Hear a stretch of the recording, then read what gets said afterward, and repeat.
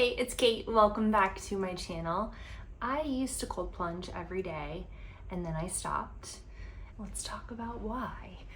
Cold plunging has been really hot for a while and I very much believe in it. This is not that I don't believe in it. It's a really good reset, especially when you live in hot places. It's really nice to cool you off and bring down your body temperature, which can supposedly help burn calories and helps with inflammation, sore muscles, all sorts of things. It's really wonderful. But when I got pregnant last year, I couldn't do that anymore because you can't put your body through those really extreme temperature drops and rises. I had to stop cold plunging and I definitely missed it a lot while I was pregnant, especially in the summertime.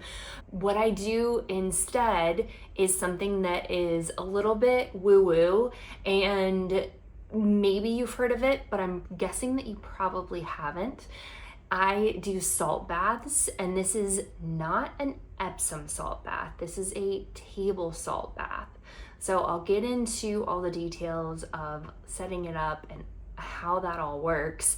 I will have all the supplies that you need for it. It doesn't take much.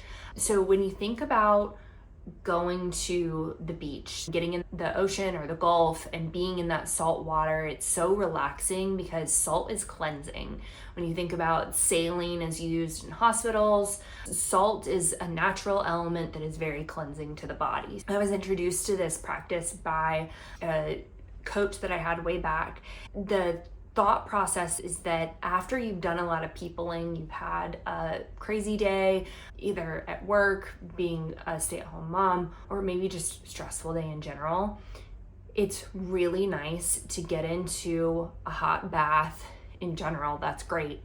But adding in the table salt is an energy clearing for you. It draws out all of the negative energy. There's science behind it. The salt is polarizing and pulls that negative energy toward it. So this is what you're gonna do. When you first try this, just go to the grocery store and get yourself 4 cans of salt so that you can try it more than once. You're gonna use 2 of those cans per bath. I find that it's easiest to rip open the top and just dump the whole thing into the bathtub. You're gonna do more water enough to dissolve the salt. It doesn't have to be crazy hot or anything like that. You'll probably need to use your foot or your hand to move the salt around and make sure that it all dissolves. Get in the bath. Be in there for at least 10 minutes, no longer than 15 minutes. The goal is to draw all that negative gunk out. This helps you sleep. If you read the book Why We Sleep, they talk a lot about how a bath before bed is really helpful for you to go to sleep because it draws all of the heat from your core to your extremities, so it's more evenly distributed and your body can cool down better in order to help you fall asleep.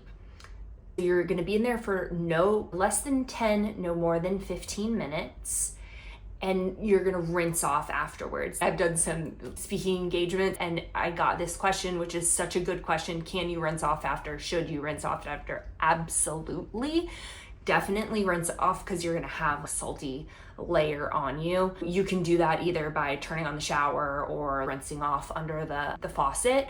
There's some ways that you can kind of jazz it up, but that's the most simple version of this. And I encourage you to try it. It sounds wacky. It's a lot of salt, but we're talking table salt, not Epsom salt. So it is way cheaper, way cheaper than the equivalent of Epsom salt.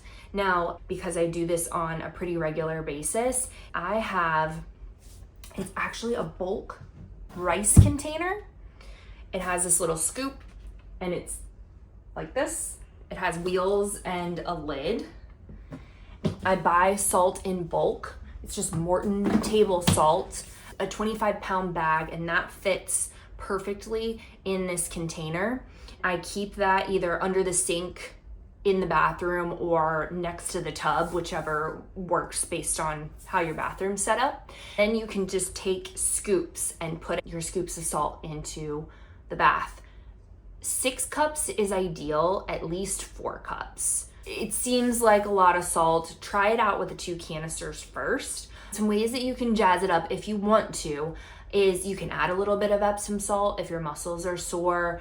You can add bubble bath, add a bath bomb. I would suggest setting the mood because 10 to 15 minutes, if you're not a bath person normally, which I was not before I was introduced to this, 10 to 15 minutes can feel like a really long time. So it's nice if you can just set yourself up and relax, having a nice bath tray where you can have a candle, maybe play some spa music. Ideally, you're not on your phones. I love my Amazon Echo Dot. I love that because I can just tell it what I want it to play.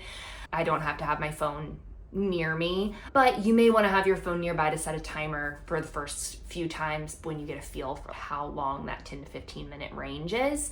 I love Wheezy towels as a brand as a whole. I'm a Savannah native and I love all of their products. I love a bath sheet bigger than a regular bath towel.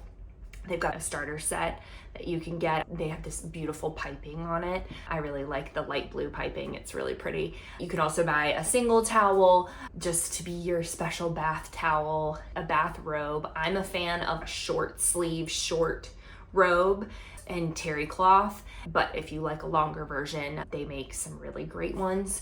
You can also light a candle. You'll know I love Hotel Lobby candle. I talked about their 5-wick candle in my dream bedroom. I would probably move that into the bathroom to really set the mood. The goal is to zen out as much as you can so you're not scrolling.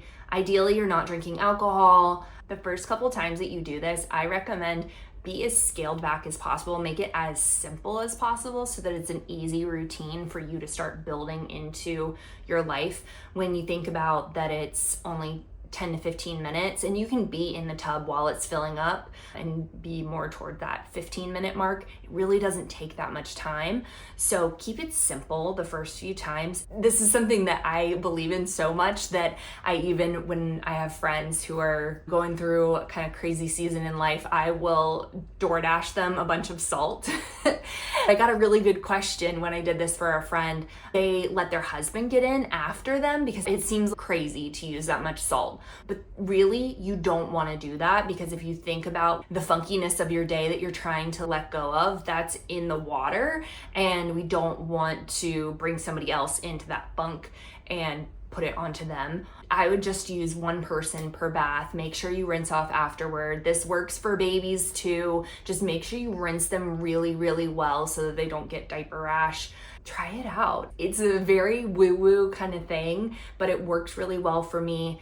The more often you do it, the more often you crave doing it, just like kind of any habit.